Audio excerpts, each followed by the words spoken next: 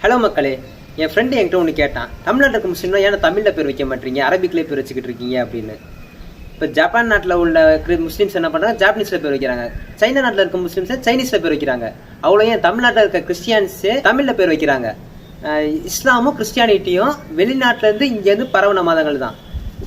நீங்கள் என்ன தமிழில் பேர் வைக்க மாட்டீங்க அப்படின்னு கேட்டான். இதுக்கு சில காரணங்கள் இருக்கு. இப்ப இஸ்லாம் பரவன புதுசுல தமிழ் இஸ்லாமியர்கள் என்ன பண்ணாங்க, தமிழ்ல தான் பேர் இருந்துச்சு. இப்ப ராமசாமி, குப்புசாமி, முனியாண்டி அந்த மாதிரி தான் பேர் இருந்துச்சு. இதுக்கு அப்ப எதனால மாத்தினாங்கன்னா, புதுசா இஸ்லாம கன்வெர்ட் ஆகிறவங்க என்ன பண்ணிட்டாங்க, கன்வெர்ட் ஆகிறவங்க அதே தமிழ் பேர் தான் இருந்துச்சு.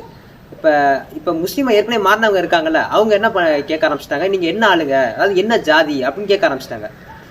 இதெல்லாம் இப்படி கேட்டுக்கு இருந்தாங்கன்னா பெரிய பிரச்சனை ஆயிரும். இந்த இஸ்லாமுக்குள்ள ஜாதி வந்துடும். ஏன்னா இஸ்லாம் ஆயிட்டாங்கன்னா எல்லாருமே சமம். இஸ்லாமுக்குள்ள ஜாதி வந்துருச்சுன்னா பிரிவினை வந்துடும், ஏற்றத்தாழ்வு வந்துடும். அதனால என்ன பண்ணியிருக்காங்க, அப்போ உள்ள அறிஞர்கள், இஸ்லாமிய அறிஞர்கள் என்ன பண்ணிட்டாங்க, இதுக்கு ஒரு முற்றுப்புள்ளி வச்சாகணும்னு அரபிக்ல பேர் வைக்கணும் அப்படின்னு சொல்லிட்டாங்க. அதனால அப்ப இருந்து இப்ப வரையும் அரபிக்ல மட்டும் தான் பேர் வைக்கிறாங்க. இதுதான் ஒரு இஸ்லாமியர்கள் அரபிக்ல பேர் வைக்கிறதுக்கான காரணம்.